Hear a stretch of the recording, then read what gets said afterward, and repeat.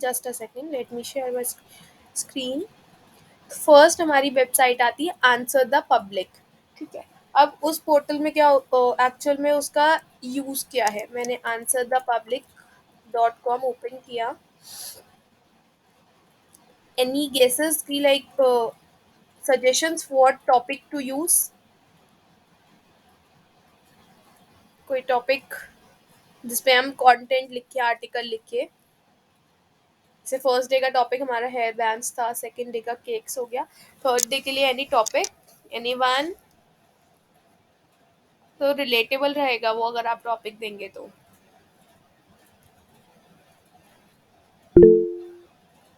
Okay, normally website में जाएंगे and elections,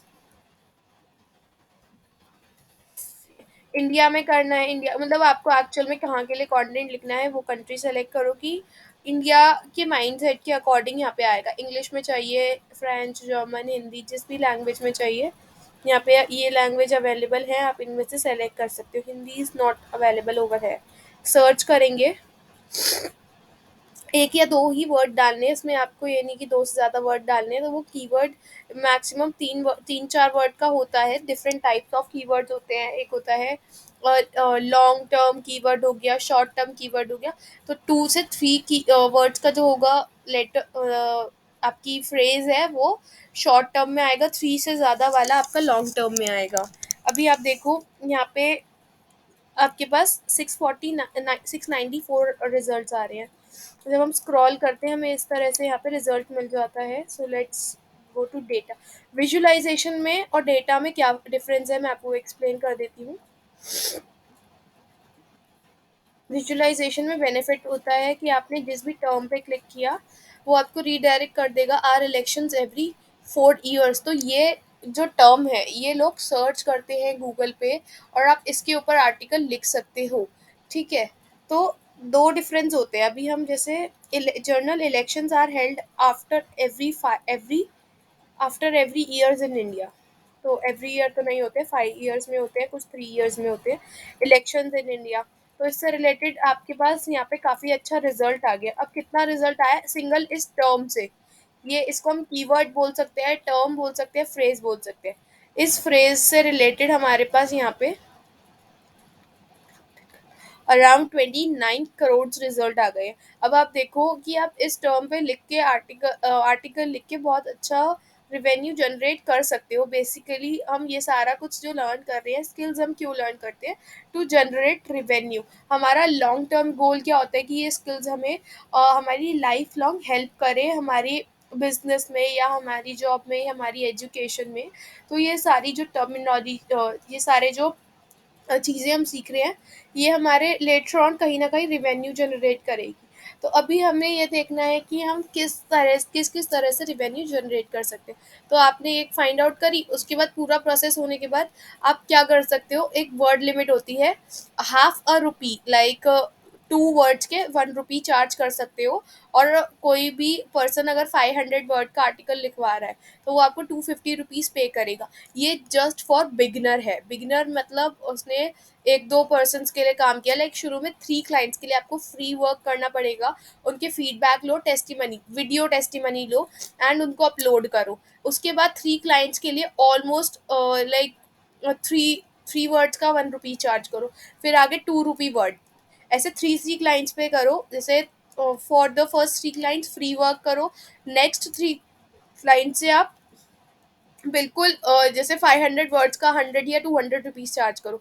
फिर नेक्स्ट जो 3 कस्टमर्स आएंगे उनसे हाफ रेट चार्ज करो, लाइक 500 वर्ड्स है तो 250 रुपीज़ चार्ज कर लिया। फिर जो नेक्स्ट क्लाइंट्स आ रहे हैं ना, उनसे आप नॉर्मल चार्ज कर सकते हो, लाइक 1 रुपी या वर्ड से लेकर 3 रुपी अ वर्ड होता है इसमें। तो मैं आपको ये भी दिखाऊंगी कि वर्ड काउंट कैसे होता है। ठीक है। तो आप उसमें उनको शो कर सकते हो कितना बड़ा आर्टिकल लिखा है।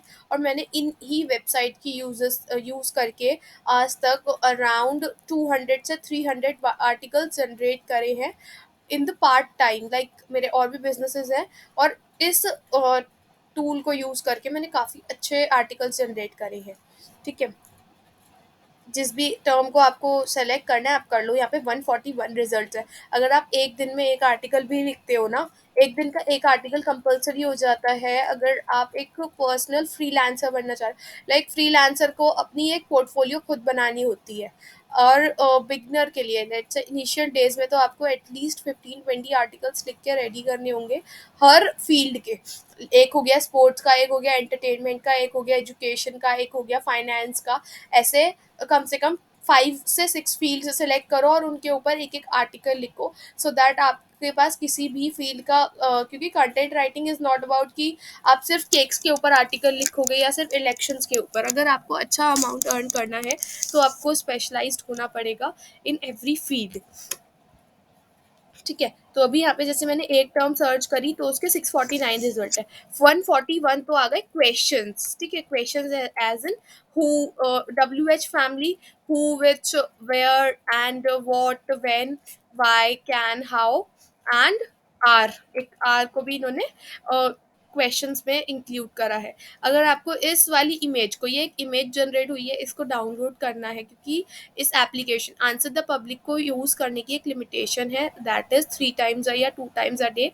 आप यहाँ पे लिखा register to unlock 3 searches per day, 3 times use कर सकते हो। और अगर मैंने यहाँ पे रजिस्टर नहीं करा हुआ, लॉग इन नहीं कर रखा है, तो 1 टाइम हम यूज़ कर सकते हैं। तो आपको लॉग इन करना है नहीं करना, that is up to you. इसको सेव कर लो इमेज को। सेव इमेज करने के बाद we have to create the account. तो इसमें कोई इशू नहीं है अकाउंट क्रिएट करने में। नॉर्मली आप कॉपी पेन लेके बैठो और नोटबुक में नोट डाउन कर लो। फिर आता है prepositions, to, near, for, is, with, can. ऐसे रीड आउट करने में इज वाले है जैसे सबसे नीचे की साइड आ रहा है, रीड आउट करने में थोड़ा टाइम टेकिंग है। तो उसमें what you can do is आप डेटा पे क्लिक करो, लिस्ट आ जाएगी। जो भी वो फ्लावर की शेप में, सर्कल शेप में लिखा था उन सब की लिस्ट आ गई है। जो भी आपको यहाँ पे आर्टिकल्स अच्छे लग रहे हैं, टॉपिक्स अच्छे लग रहे हैं, ज़रूरी नहीं है कि आप इनको एज हेडलाइन ही यूज़ करो। हेडलाइन हम अलग से जनरेट करेंगे, बट जैसे हम स्कूल में सीखते थे कि हमारा टाइटल अलग होता है और टॉपिक डिफरेंट हो सकता है। टॉपिक्स के रिलेटेड हमें टाइटल जनरेट करना होता है, टाइटल हम अलग बनाएंगे, बट इनको आप एज टॉपिक और एज सब टॉपिक भी यूज़ कर सकते हो। तो आप इनमें से आर्टिकल चूज़ कर सकते हो कि आपको एक्चुअल में किस टॉपिक पे आर्टिकल लिखना है। तो अपनी एक, जैसे इलेक्शन का आपने एक टॉपिक लिखा है, तो आई प्रेफर कि एटलीस्ट हर, अगर अपनी खुद की वेबसाइट बनाना चाहते हो वो भी फ्री में बन जाती है, तो हर टॉपिक पे 30-30 आर्टिकल्स लिख लो, that is more than enough. तो इलेक्शंस का सेलेक्ट किया, इसमें 649 रिजल्ट आ रहे हैं। 30 टॉपिक सेलेक्ट करो and you are good to go. Notebook पे ज़रूर करो या फिर नोटपैड ज़रूर बनाओ एक लैपटॉप में ही, या कोई एप्लीकेशन ज़रूर यूज़ करो जिसमें आप अपना सारा डेटा फीड रखो। ऐसे ही नहीं कि कुछ माइंड में आपने फिक्स कर रखा है। जब तक आप नोट डाउन नहीं करोगे चीज़ें, आपके माइंड से स्किप हो सकती है। ठीक है, तो हमने इस तरह से एक एप्लीकेशन जनरेट यूज़ करी है जिसमें हम यहाँ से आर्टिकल्स रीड आउट करेंगे। मैंने ले लिया आर इलेक्शंस कमिंग अप, और let's find some other topic.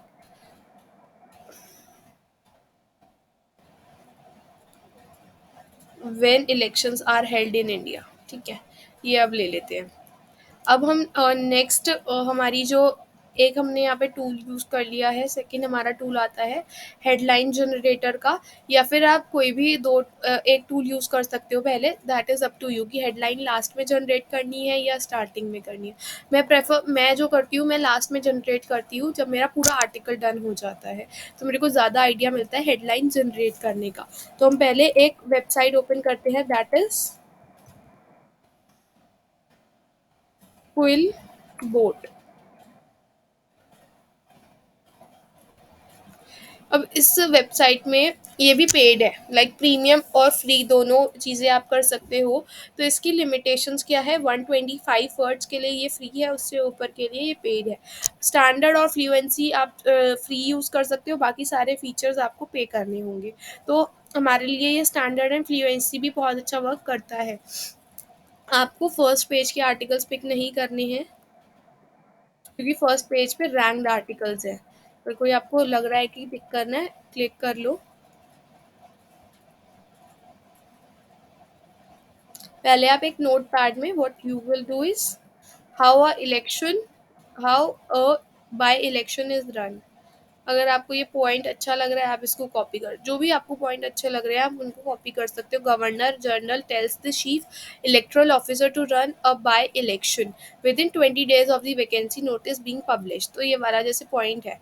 और कैंडिडेट्स आर नॉमिनेटेड, ये वाला पॉइंट देते हैं, is held and final results are published. Notice not liking the article, तो हम सेकेंड पेज, जो हम मोस्ट प्रोबेबली कॉपी करेंगे वो हम सेकेंड पेज से स्टार्ट करेंगे। इलेक्शंस 2023, सेकेंड आप ले सकते हो इंडियाज फर्स्ट जर्नल इलेक्शन 1951 से टू। तो जो भी आपको लेने हैं आप 5 to 6 वेबसाइट सेलेक्ट करो, उनका थोड़ा सा आर्टिकल रीड आउट करो और जो भी इंफॉर्मेशन आपको ठीक लगती है, जैसे इन्होंने इमेज फॉर्मेट में ज़्यादा दिया हुआ है तो हम इसको यूज़ नहीं करेंगे, यहाँ पर रिटर्न फॉर्मेट में होगा। तो आपको एक जेन्युइन आर्टिकल्स फाइंड आउट करने हैं, ऐसे नहीं है कि आप कुछ भी कॉपी कर लोगे। अब डायरेक्ट तो हमें कॉपी करना नहीं है कि हमने ये पैराग्राफ उठाया, कॉपी करा और अपनी वेबसाइट में पेस्ट कर दिया, ऐसा कभी नहीं करना है, क्योंकि उससे आपकी वेबसाइट रैंक नहीं होगी, कॉपीराइट इश्यूज आने लगेंगे। और गूगल को ऑलरेडी पोस्ट करते टाइम ही पता चल जाता है कॉपीड आर्टिकल है, वो रैंक नहीं करेगा। कॉपी करो, इस टूल में आओ, पेस्ट करो। यहाँ 140 वर्ड हो गए हैं तो थोड़ा सा रिमूव करते हैं एज इसे, ठीक है। ये 117 वर्ड्स है, पैराफ्रेज करेंगे। पैराफ्रेज का क्या डिफरेंस है? पैराफ्रेज होता है दैट इज कंटेंट फ्लिपिंग, जो वर्ड्स चेंज हुए हैं, ठीक है, सिर्फ वर्ड्स चेंज हुए हैं तो रेड वर्ड्स आ रहे हैं। जो स्ट्रक्चर चेंज हुआ है, स्ट्रक्चर चेंज हुआ है, लाइन का मीनिंग सेम है बट थोड़ा स्ट्रक्चर में चेंज हुआ, वो येलो से अंडरलाइंड है। और लॉन्गेस्ट चेंज्ड वर्ड क्या है? ये पूरी, जैसे ये ब्लू लाइंस आ रहे हैं, ब्लू वर्ड्स है, ये सबसे पूरा एक टर्म बोल सकते हैं, लॉन्गेस्ट टर्म चेंज हुई है। लेट्स से कि मुझे कोई भी लाइन है जो वो अच्छी नहीं लग रही, या फिर मुझे और ज़्यादा उसको फ्लुएंट करना है या उसमें इंग्लिश एनहेंस करनी है या और चेंजेस लाने हैं। नॉर्मली उसके जो भी लाइन है उसके फर्स्ट वर्ड पे क्लिक करेंगे, रीफ्रेज। अब यहाँ पे हमें 3-4 ऑप्शंस मिल जाते हैं, जैसे यहाँ पे लाइन है, after the high octane battle in the northern eastern states of Tripura, Nagaland and Mizoram, the focus has now shifted to Karnataka where elections were held on May 10, 2023।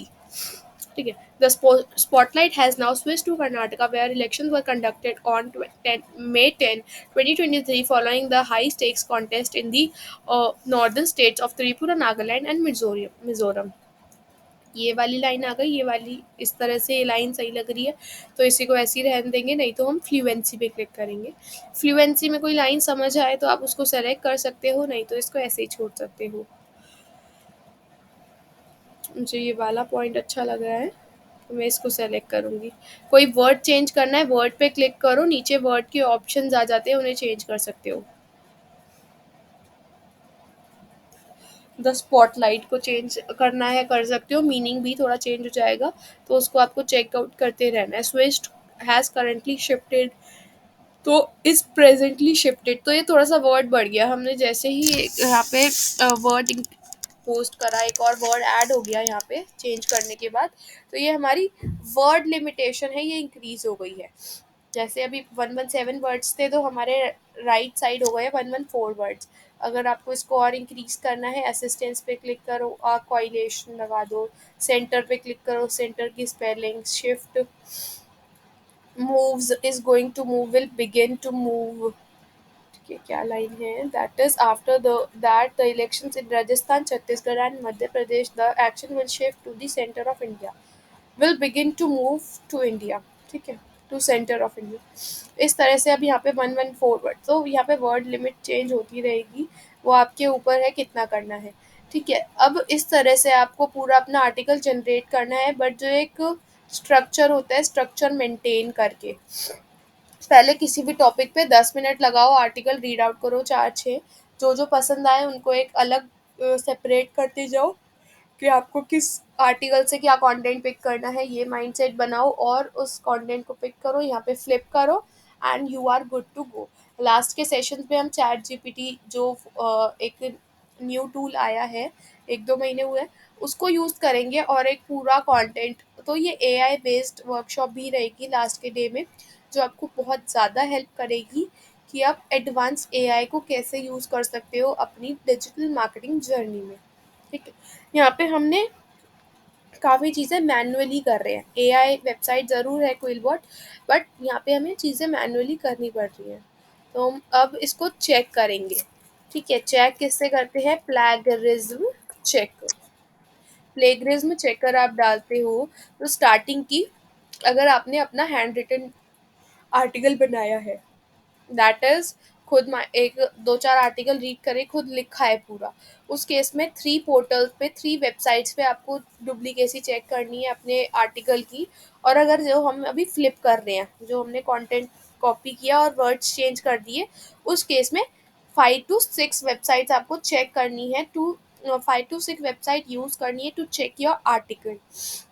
ठीक है, लेट्स से मैंने यहाँ पे फर्स्ट वेबसाइट खोली, इस कंटेंट को copy and scroll down a bit, ये box आ रहा है, यहाँ पे हम अपना आर्टिकल पेस्ट कर देंगे। पेस्ट करने के बाद इसकी लिमिट है 1000 वर्ड्स, तो हमने 116 वर्ड्स अभी तक पेस्ट करी हैं। तो 1000 के एटलीस्ट 1000 आपकी एक टॉपिक की टॉपिक हर आर्टिकल की एक लिमिट ज़रूर होनी चाहिए कि आप 1000 वर्ड का आर्टिकल ज़रूर लिखें, इससे कम आर्टिकल रैंक करने में बहुत टाइम लेते हैं।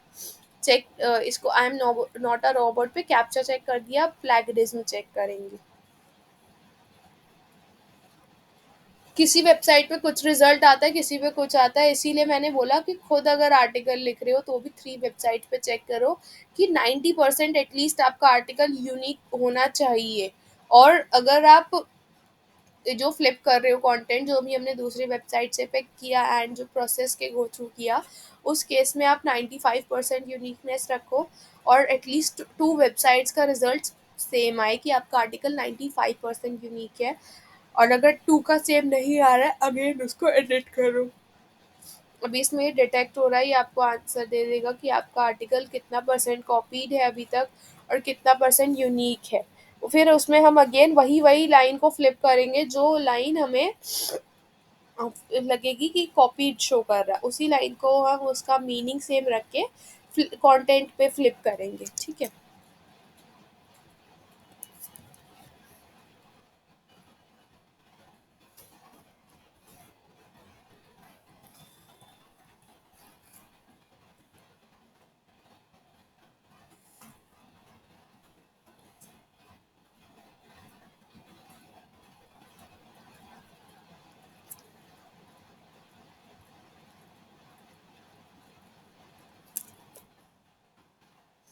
हम और वेबसाइट जब तक यूज़ कर लेते हैं जब वो उसमें हमारा कंटेंट चेक हो रहा है।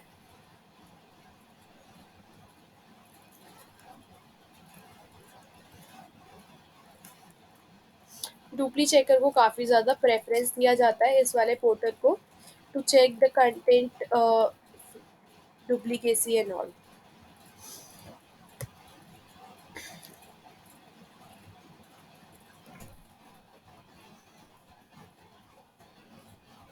दोनों वेबसाइट पे हमारा प्लेगरिज्म चेक हो रहा है। Till then we can go through the, like 20% check हो गया है, 40%,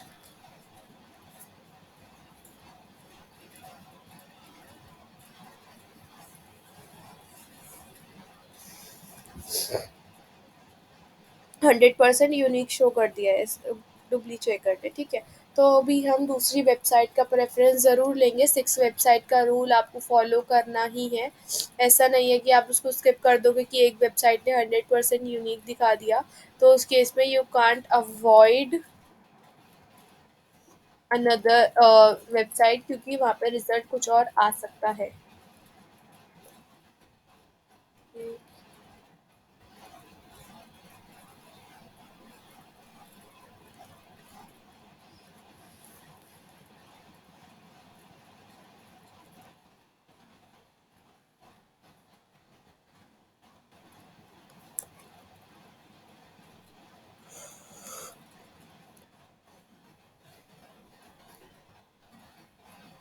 plagiarism detector and check plagiarism भी अच्छे पोर्टल हैं टू यूज़।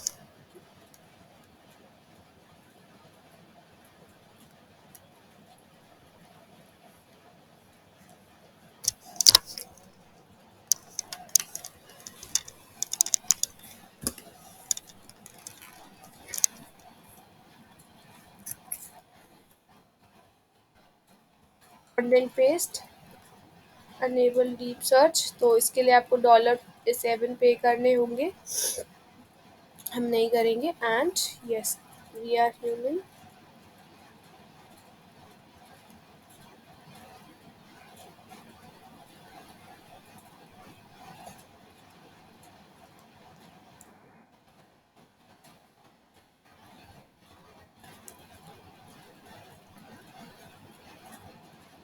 इस पे भी 100% यूनिक शो किया है हमारे आर्टिकल को, जो हमने फर्स्ट वेबसाइट यूज़ करी थी।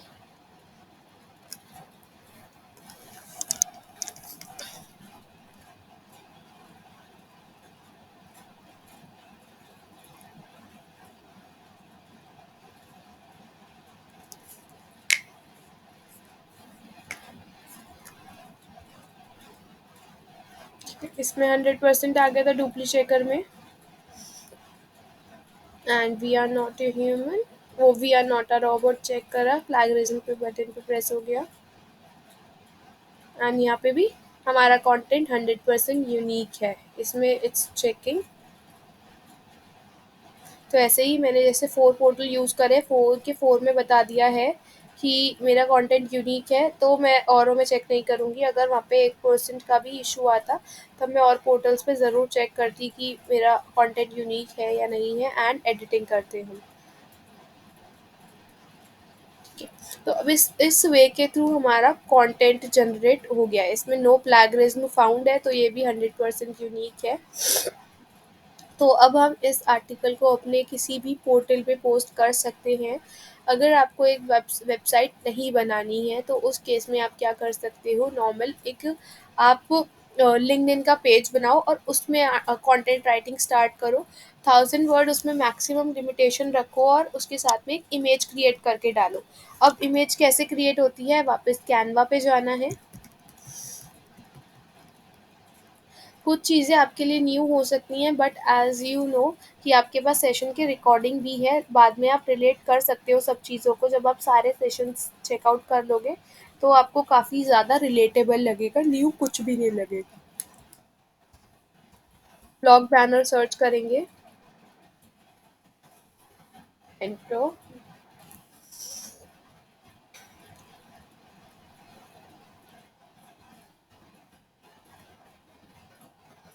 एंड जो भी आपको जैसे वो जो कल मैं एक्सप्लेन कर रही थी पेड एंड प्रो का डिफरेंस, तो ये प्रो है, इसको आपको कैनवा प्रो यूज़ करना होगा, और ये पेड है। पेड वाले को ना हम यूज़ कर सकते हैं, बट जैसे इसको हमने ओपन किया प्रो वाले को, इसने यहाँ पे इस तरह से आ दिया यूज दिस टेम्पलेट, तो यहाँ पे प्रो परचेज करने का एक पॉपअप आ गया। बट जो पेड वाला होता है और टेम्पलेट्स, उसको हम इजीली क्लिक करेंगे एंड यूज़ कर सकते हैं और इसमें चेकआउट भी कर सकते हैं कि एक्चुअल में क्या क्या चीज़ें पेड हैं। तो हम पेड एलिमेंट्स है तो यूज़ करेंगे, एंड जो भी पेड एलिमेंट है उसको रिमूव कर सकते हैं और उसका ऑल्टरनेट फाइंड आउट कर सकते हैं। लेट्स सी कि क्या पेड है।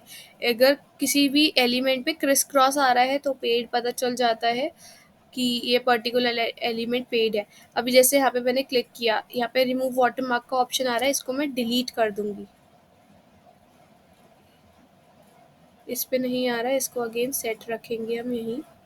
इस पे भी आ रहा है, and delete. Now we can click on this share button पे। जब हम क्लिक करते हैं डाउनलोड, तो यहाँ अगर कुछ भी पेड होता तो यहाँ पे लिखा आ जाता कि आपको $1 पे करना है। यहाँ पे नहीं लिखा है, तो $1 पे करने की कोई नीड नहीं है, आप सिंपली डाउनलोड कर सकते हो। जो एलिमेंट मैंने यहाँ 2 रिमूव करे हैं, उनका अल्टरनेट है कि वो वेव लगी हुई थी। वेव फाइंड आउट करो, ग्राफिक्स में जाओ, ग्राफिक में, and same wave find out कर सकते हैं, जैसे ये वाली है या इस वाली को हम यूज़ कर सकते हैं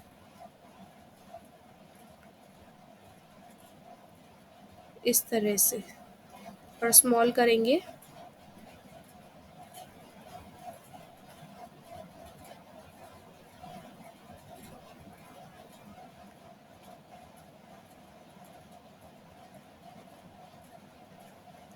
एंड यहाँ पे मैंने ये वाला पुट कर दिया है। कलर चेंज करना है, जो भी आपको कलर सेट करना है आप अपने अकॉर्डिंग कलर सेट कर सकते हो। कि डबल शेड करना है डबल शेड कर लो, सिंगल शेड करना है आप सिंगल शेड कर सकते हो। तो इस तरह से एक जैसे जो वेव थी उसी का ऑल्टरनेट मैंने यहाँ फिक्स कर दिया है। ये भी पेड एलिमेंट है, तो इसको भी हम रिमूव करेंगे और यहाँ पे हम फाइंड आउट कर सकते हैं डॉटेड।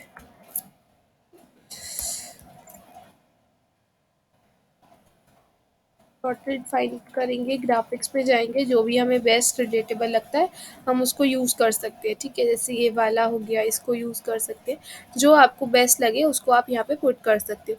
तो ये डिफरेंस है पेड और प्रो में। प्रो को आप ओपन करोगे ना, वो ओपन में ही नहीं होगा, वो पॉपअप दिखाएगा।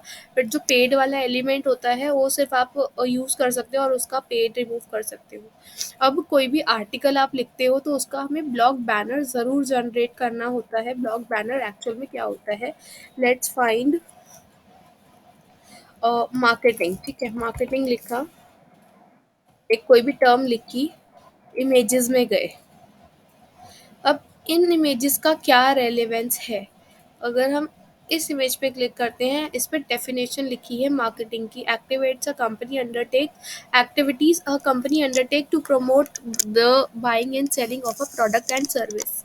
जब हम इसकी पिक्चर पे या फिर आप इस टर्म पे क्लिक करोगे तो ये आपको रीडायरेक्ट कर देगा to the website of Investopedia, जहाँ पे इस इमेज को एज ब्लॉग बैनर यूज़ कर रखा है या रिलेटिव इमेज बना रखी है इसी पर्टिकुलर आर्टिकल के लिए। अब आप इस सेम इमेज को कुछ दूसरे आर्टिकल में यूज़ नहीं करोगे, न्यू इमेज जनरेट करोगे each time you will when ever you will create an article. ठीक है, व्हाट इज मार्केटिंग, मार्केटिंग से रिलेटेड यहाँ पे पूरा आर्टिकल है। जो भी आपका टॉपिक है उससे रिलेटेड एक इमेज क्रिएट करनी होती है और एज ब्लॉग बैनर सेट करना होता है। इंस्टाग्राम में जैसे हम नॉर्मल एक इमेज पोस्ट करते हैं और नीचे कैप्शन रखते हैं, लिंक्डइन में सेम होगा। इमेज सेलेक्ट करो और कैप्शन में पूरा अपना कंटेंट डाल दो, आर्टिकल डाल दो जो आपने लिखा है। अगर आप वेबसाइट के लिए कर रहे हो तो वेबसाइट वाले सेशन में आई लेट यू नो कि कैसे आर्टिकल पोस्ट होना है और कैसे आपको पूरा अपना पिक्चर पोस्ट करना है एज कवर फोटो। आप इसको कवर फोटो भी बोल सकते हो, इसको ब्लॉग बैनर भी बोल सकते हो, तो इसमें आपके ऊपर है कि what you actually want to call it. ठीक है, इसका एक्चुअल नेम है ब्लॉग बैनर। ठीक है, ऐसे ही ब्लॉग बैनर आपको हर अपने आर्टिकल के लिए बनाने हैं। तो आई टोल्ड यू कि कैसे आपको इसको सेट करना है, जैसे ये helping you to get more value. तो इसमें great value, get great value for your market today with the tips. तो ये कुछ या तो इन्वेस्टिंग का हो सकता है, स्किल्स का हो सकता है, इस तरह के हो सकते हैं। अपनी इमेज भी यहाँ यूज़ कर सकते हो। तो इसको आप थोड़ा रियलिस्टिक एंड क्रिएटिव बना सकते हो। इसके बाद आता है headline generator. Headline generator, content रो यूज़ कर सकते हो, हेडलाइन जनरेटर यूज़ कर सकते हो एंड सेमरश भी अच्छा है। फ्री टाइटल जनरेटर, ठीक है, you can use this tool. Enter करेंगे हम अपना टॉपिक, हम यहाँ पे इलेक्शंस लिखते हैं, गेट माय टाइटल्स। ज़रूरी नहीं है आप सेम टॉपिक। अब एक सेकंड पार्ट आता है, आप इधर से सबसे पहले टाइटल फाइंड आउट कर लो जिसके ऊपर आप आर्टिकल लिखो। तो आपको ये खुद सेलेक्ट करना है कि क्या आप किस प्रोसेस में अपना आर्टिकल लिखना स्टार्ट करोगे या आप क्या प्रोसीजर यूज़ करते हो आर्टिकल जनरेट करने का। ठीक है, तो एक टूल और है टू मेरे माइंड से इसके पूरा है। I find if I find that I let you know about the tool, just hold on for a second.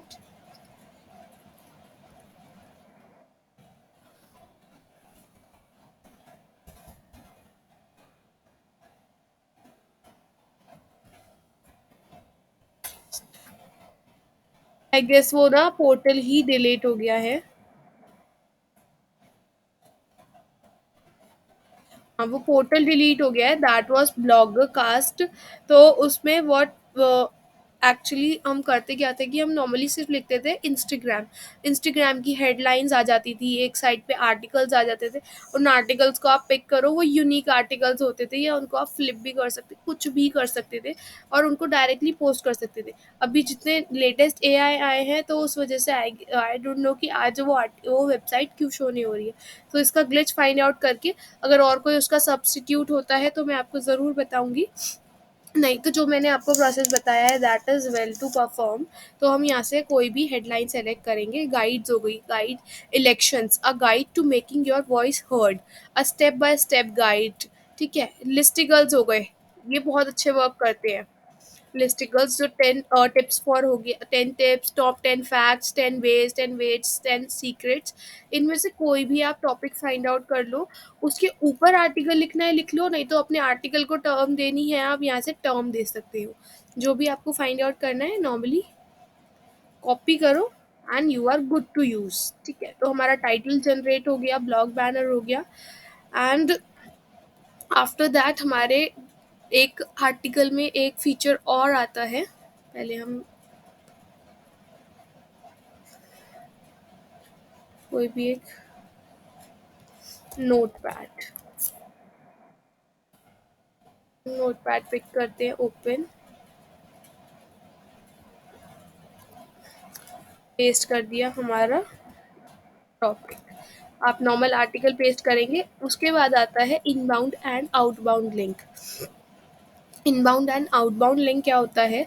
Inbound link means आपके वेबसाइट के अंदर के ही आर्टिकल। हम विकिपीडिया ओपन करते हैं। विकिपीडिया कभी भी किसी दूसरे पोर्टल को क्यों लिंक देता है? जैसे ये ऑन दिस डे, या फिर ये टॉप आर्टिकल जो आज का है इसको हम रीड कर लेते हैं, what the topic is all about.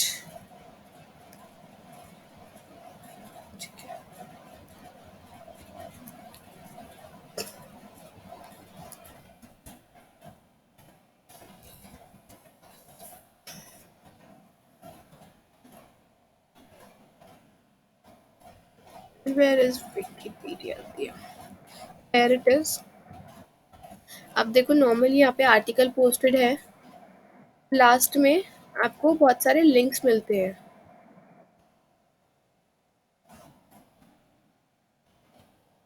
Some links are this, see also में ये इनबाउंड लिंक है। आउटबाउंड लिंक ये है रेफरेंस। अब इसको रेफरेंस की क्या ज़रूरत है? विकिपीडिया इतना बड़ा प्लेटफॉर्म है, lakhs of users daily Wikipedia check करते हैं, बट स्टिल यहाँ पे भी आउटबाउंड लिंक और इनबाउंड लिंक फिक्स है।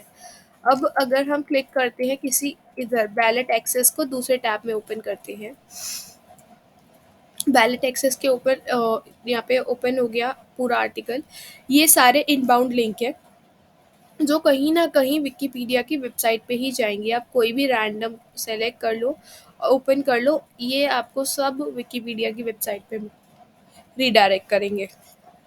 ऑन दी अदर हैंड ये वाले जो आर्टिकल्स हैं रेफरेंस में, इसमें कहीं ना कहीं अदर वेबसाइट्स को मेंशन करा होता है।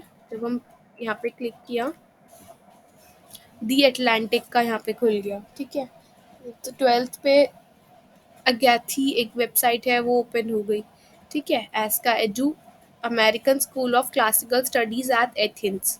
ठीक है, तो आप देखो ये दूसरे वेबसाइट्स ओपन हो गए, दूसरे वेबसाइट्स को भी यहाँ पे उतना ही इम्पोर्टेंस दिया हुआ है। बिब्लियोग्राफी आ गई, एक्सटर्नल लिंक भी शो एक्स्ट्रा दे रखे हैं कि ये एक्सटर्नल लिंक्स है, इनकी नीड नहीं थी। अब आप आपके पास टू ऑप्शंस होते हैं कि आप अपने आर्टिकल में एक्चुअल में शो करना चाहते हो एक्सटर्नल लिंक्स, या फिर उन्हें हाइड करके रखना चाहते हो। लेट्स से कि ये मेरा आर्टिकल है, सी एंड पेस्ट करते हैं यहाँ पे। अब इस आर्टिकल में मेरे पास टू फीचर्स आते हैं। ये फीचर मेनली आपको गूगल डॉक्स के सेक्शन में मैं बताऊंगी जब उसका सेशन होगा। बाकी फीचर क्या है, जो प्रेसिडेंशियल वर्ड है इसके ऊपर आपका लिंक पेस्ट हो जाएगा और वो ब्लू वर्ड हो जाएगा, वर्ड ब्लू कलर में हाईलाइट होगा।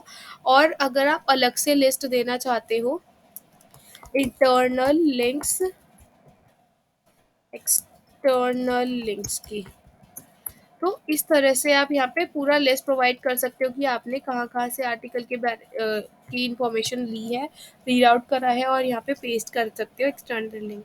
जब ये एक एससीओ का पार्ट है, सर्च इंजन ऑप्टिमाइजेशन का, और ये आपको हेल्प करता है अपने आर्टिकल और अपनी वेबसाइट की और बेटर रैंकिंग करने में।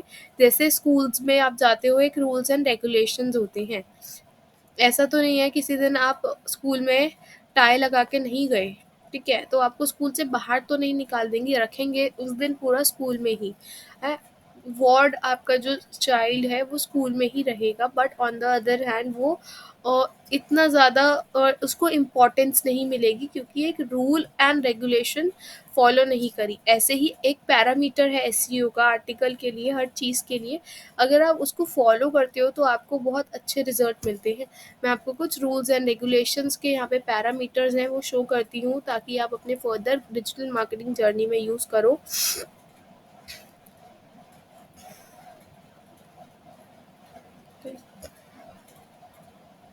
Soon I will be launching my book and you all will get the link to purchase my book, और उसमें आप चेकआउट कर सकते हो एक्चुअल में एसईओ पैरामीटर्स एंड ऑल सारी चीज़ें मेंशन होगी ए टू जी तक से। You can take the screenshots as well. ये एसईओ के पैरामीटर्स है। यहाँ पे 300 लिखा है, इसको आप 800 एज्यूम करें, क्योंकि 300 पहले का नॉर्मल चलता था। अभी यहाँ पे 800 लिमिटेशन चलती है अपने आर्टिकल को रैंक करने के लिए। एटलीस्ट 800 वर्ड्स का आपका आर्टिकल होना चाहिए। Keyword in content should be 1% of your content. Keyword elections is not a keyword. आपका जो कीवर्ड होगा, elections happening in India, elections, India elections, elections in India, ये कीवर्ड हो गया। इलेक्शंस अगर आप सिंपल यूज करते हो तो 1% टाइम यूज करना, that is only 8 times election word को यूज कर सकते हो। उससे एक्सट्रीम जाओगे तो वो कीवर्ड स्टफिंग हो जाती है और वहाँ पे आपकी रैंकिंग डाउन हो जाएगी, ठीक है। जब हम वर्ड प्रेस करेंगे, आई लेट यू नो, जो हमारा वेबसाइट क्रिएशन का सेशन है उसमें आप सिंपल टूल्स को यूज़ करके अपना कीवर्ड लिख सकते हो कि ये हमारा कीवर्ड है। नहीं तो अगर आप कोडिंग की वेबसाइट बनाते हो तो उसमें वो बहुत ज़्यादा टफ हो जाता है डिफ्रेंशिएट करना, ठीक है। Your content is fresh, unique and exclusive. आपकी जो वेबसाइट है वो मोबाइल फ्रेंडली भी होनी चाहिए। तो हम दोनों तरह से चेक करेंगे कि हमारी मोबाइल वेबसाइट मोबाइल फ्रेंडली है या नहीं है, और सिर्फ लैपटॉप की तो नहीं है। दोनों की रैंकिंग अलग अलग होती है, और mobile friendly website 80% user prefer करते हैं। फिर आता है आपकी जो वेबसाइट है वो HTTPS होना चाहिए rather than HTTP। HTTP hyper text something, but S means secured है। सिक्योर्ड वेबसाइट नहीं होने के वजह से बहुत सारे लोग वेबसाइट्स को ओपन नहीं करते हैं। जैसे हम यहाँ पे विकिपीडिया ओपन करते हैं और यहाँ पे लॉक बना हुआ है। लॉक मीन्स है कनेक्शन इज सिक्योर, और लॉक का मतलब है ये जो वेबसाइट है, अगर आप डबल क्लिक करते हो, यहाँ पे HTTPS भी लिखा आ जाता है, दैट मीन्स जो हमारी वेबसाइट है ये सिक्योर्ड है। कुछ वेबसाइट जब आप चेक करोगे तो वो सिक्योर्ड नहीं होती हैं और लोग उनको यूज़ करने के लिए स्किप कर देते हैं। इट्स लाइक मैं आपको एक वेबसाइट दिखा देती हूँ,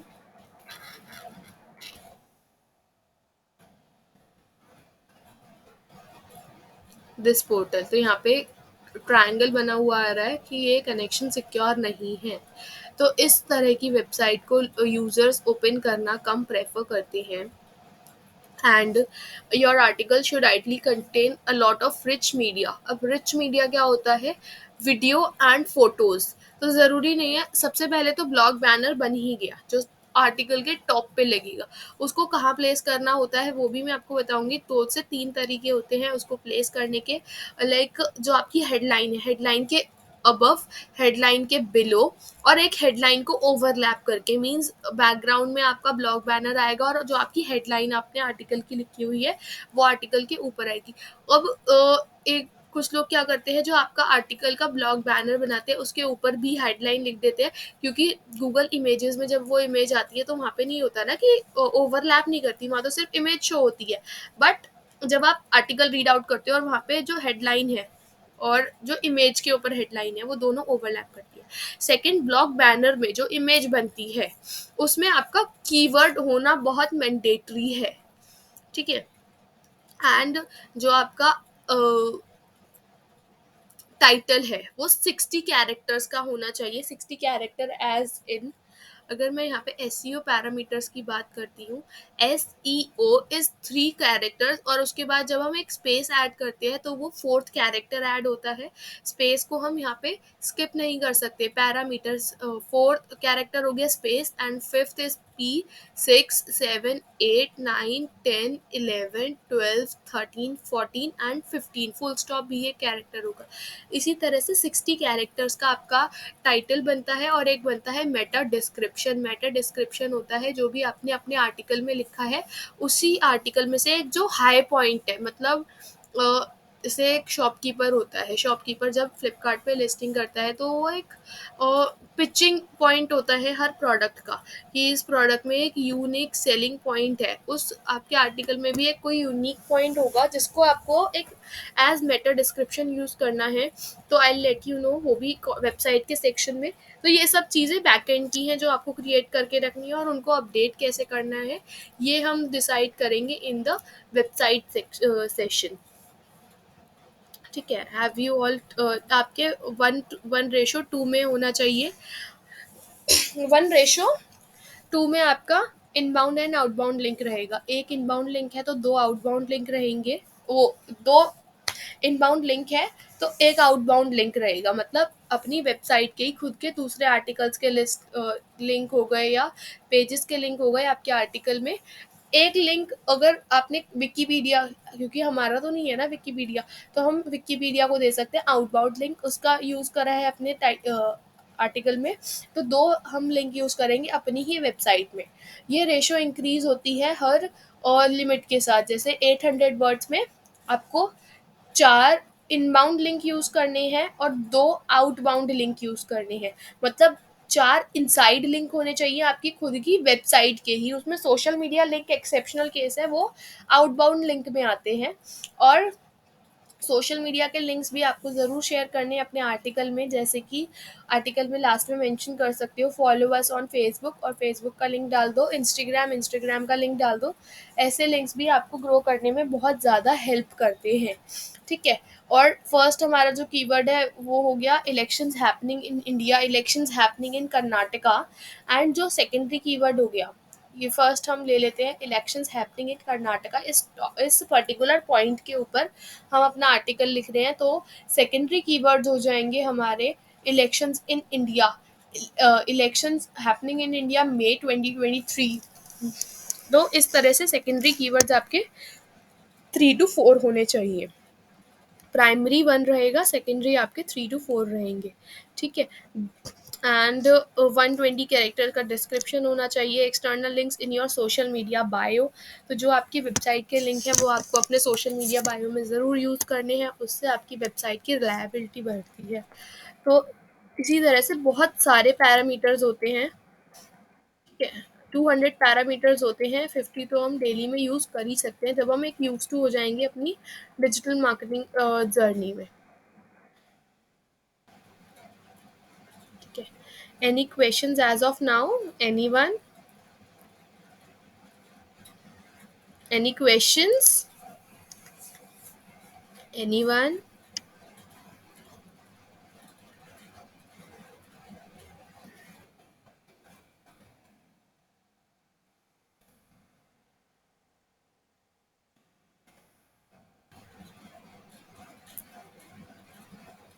We are done with the content writing session.